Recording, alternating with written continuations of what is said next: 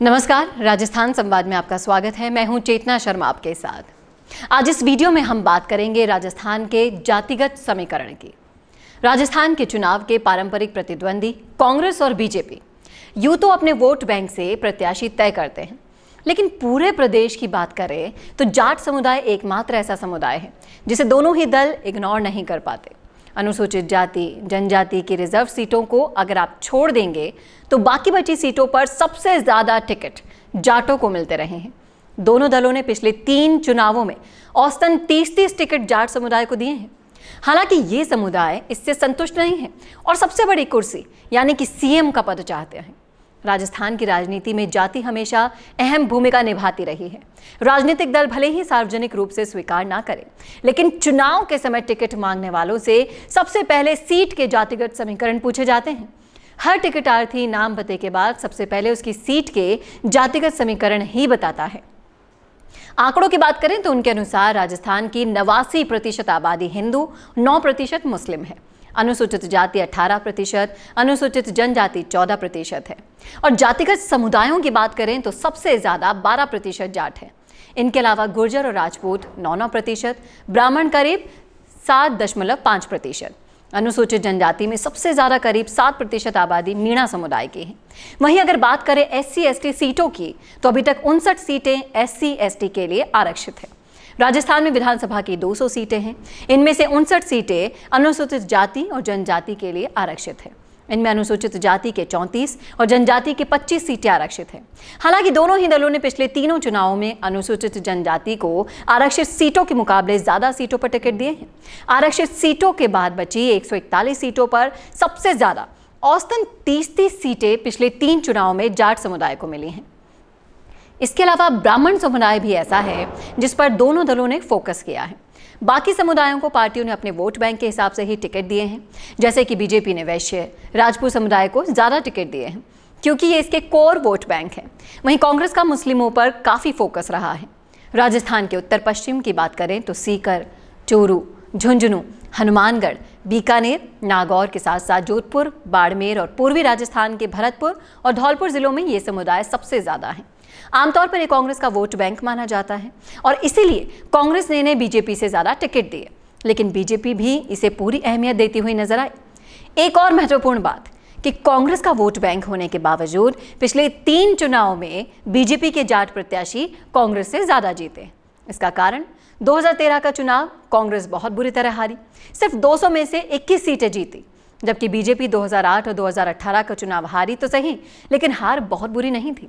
और अगर आंकड़ों की बात की जाए तो बीजेपी ने जाटों को पिछले चुनावों में टिकट दिए 92, जिनमें से जीते 44। कांग्रेस ने जाट को टिकट दिए 101, जीते 38। ब्राह्मण समुदाय की बात करें तो ब्राह्मण समुदाय की आबादी पूरे राजस्थान में छितराई हुई है। ये नहीं कहा जा सकता कि कोई क्षेत्र विशेष ब्राह्मणों का है। पूरे प्रदेश में आबादी होने के कारण ही ये हर सीट पर कम ज्यादा मात्रा में है।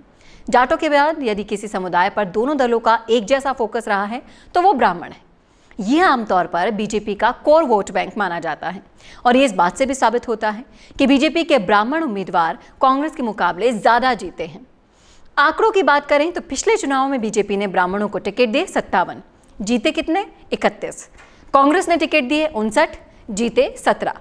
वहीं वैश्य समाज की अगर बात करें तो दक्षिण राजस्थान के आदिवासी बहुल जिलों को छोड़ दिया जाए तो ब्राह्मणों की तरह वैश्य भी लगभग पूरे राजस्थान में है। यह आमतौर पर शहरी वोट बैंक है और बीजेपी की ताकत रहा है। बीजेपी ने ही इसे ज्यादा टिकट भी दिए हैं और जीतने वालों का आंकड़ा भी बीजेपी से ज्यादा है। बीजेपी ने वैश्यों को टिकट दिए 44, जिसमें जीते 31। कांग्रेस ने दिए 38, जिसमें से जीते 13। वहीं राजपूत समुदाय की बात करें तो ऐतिहासिक दृष्टि से देखा जाए तो राजपूतों से ही राजस्थान की पहचान है, क्योंकि राजस्थान से पहले इसे राजपूताना के नाम से जाना जाता था। यह समुदाय भी पूरे प्रदेश में फैला है। जोधपुर, उदयपुर, जयपुर संभागों में इनकी सीटें ज्यादा हैं। ये भी बीजेपी का कोर वोट बैंक है और यही कारण है कि बीजेपी ने कांग्रेस के मुकाबले लगभग 2 गुने टिकट राजपूतों को दिए हैं और जीतने वालों का आंकड़ा भी कांग्रेस के मुकाबले लगभग 3 गुना है। इन्हें बीजेपी ने टिकट दिए 83, जिसमें से जीते 48। वहीं कांग्रेस ने राजपूतों को टिकट दिए 49 और उनमें से जीते 17। अब बात करें मुस्लिम समुदाय की, तो राजस्थान की आबादी में मुस्लिम समुदाय की भागीदारी करीब 9% है। ये समुदाय दक्षिण राजस्थान के आदिवासी जिलों को छोड़कर लगभग सभी जगह है। हालांकि पूर्वी राजस्थान के मेवात, बाड़मेर, जैसलमेर के पाकिस्तान से लगते क्षेत्रों, सीकर, चूरू, झुंझुनू, जयपुर, जोधपुर, कोटा, अजमेर जैसे बड़े जिलों की कुछ शहरी सीटों पर इनकी संख्या ज्यादा है। मुस्लिम समुदाय पूरी तरह से कांग्रेस का वोट बैंक रहा है और बीजेपी ने तो पिछली बार सिर्फ एक टिकट इस समुदाय को दिया था, वो भी ऐसी सीट पर जहां हार निश्चित थी। वसुंधरा सरकार के दमदार मंत्री यूनुस खान को टोंक में सीएम पद के दावेदार सचिन पायलट के सामने टिकट देकर मुस्लिम समुदाय को टिकट देने की सिर्फ रस्म अदायगी की गई थी। बीजेपी ने मुस्लिम टिकट दिए 9, जिसमें से जीते 4। कांग्रेस ने टिकट दिए 48, जिसमें से 18 जीते। अब बात करते हैं गुर्जर समुदाय की, तो मुख्य तौर पर पूर्वी राजस्थान के दौसा, सवाई माधोपुर, करौली, भरतपुर, धौलपुर, मध्य राजस्थान के अजमेर, टोंक, भीलवाड़ा के साथ राजसमंद, चित्तौड़गढ़ जिलों में है और परंपरागत तौर पर बीजेपी के साथ ये रहा है। पिछले चुनाव की बात करें तो सचिन पायलट के सीएम बनने की संभावना को देखते हुए पूरी तरह से कांग्रेस के पाले में चला गया था। स्थिति ये बनी कि बीजेपी ने 9 गुर्जरों को टिकट दिए थे, लेकिन जीता एक भी नहीं। बीजेपी ने इन्हें टिकट दिए 26, जिसमें से 11 जीते। कांग्रेस ने टिकट दिए 33, जीते 14। और आखिर में बात की जाए मीणा समुदाय की, तो राजस्थान में मीणा समुदाय अनुसूचित जनजाति का हिस्सा है। दोनों ही दल अनुसूचित जनजाति के लिए आरक्षित 25 सीटों में से आधी से ज्यादा सीटें इसी समुदाय को देते हैं। ये समुदाय राजस्थान में 2 हिस्सों में बटा है।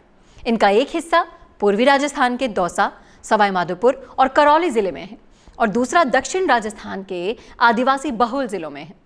पूर्वी राजस्थान की बात करें तो ज्यादातर आरक्षित सीटें मीणाओं को मिलती हैं। दोनों दलों ने पिछले 3 चुनावों में इस समुदाय को लगभग 40 से 45 सीटें दी।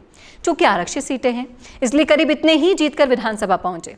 और जातिगत आधार पर हालांकि सभी प्रमुख जातियों को ठीक ठाक प्रतिनिधित्व मिलता रहा है, लेकिन इस बार सभी जाति समुदायों ने राजनीतिक प्रतिनिधित्व बढ़ाने की मांग के लिए महापंचायतें की और सम्मेलन भी किए, ये सभी को पता है। इनकी शुरुआत जाटों ने की थी, जिन्होंने मार्च में जयपुर में जाट महापंचायत की और जाट सीएम बनाने की मांग उठाई। इनके बाद गुर्जर, ब्राह्मण, माली, वैश्य समुदाय भी जयपुर में बड़े सम्मेलन करने के लिए आगे आए और सभी ने ज़्यादा से ज़्यादा सीटें देने की मांग के साथ साथ अपनी जाति का सीएम बनाने की मांग प्रमुखता से रखी। अब देखना ही दिलचस्प होगा कि ये सारे जातीय आंकड़े जो अभी मैंने आपको बताए, वो आने वाले विधानसभा चुनाव में किस पार्टी को जिताएंगे और किस पार्टी को हरवाएंगे। ये तो आने वाला वक्त बताएगा, लेकिन आप ज़रूर बता सकते हैं कि आप जिस समुदाय से आते हैं, किस जाति से आते हैं, क्या है आपका सोचना, क्या है आपकी राय, सब कुछ लिख डालिए कॉमेंट बॉक्स में। और कैसा लगा वीडियो ये भी ज़रूर बताइएगा और इस वीडियो को ज़्यादा से ज़्यादा शेयर करना ना भूलिएगा। नमस्कार। कौन देखता है अब टीवी पर आपको कितनों ने देखा, ये कैसे पता चलेगा? घर घर इंटरनेट पहुंचने के बाद अब सब कुछ है डिजिटल। आपका वीडियो कितनों ने देखा ये हर पल आपको पता चलेगा, इसलिए डिजिटल मीडिया में बनाइए अपनी पहचान। 4.5 करोड़ से ज्यादा व्यूज और 3,27,000 से ज्यादा सब्सक्राइबर वाले राजस्थान के चैनल राजस्थान संवाद पर करवाइए कवरेज। ज्यादा जानकारी के लिए व्हाट्सएप करें 7339900549 पर।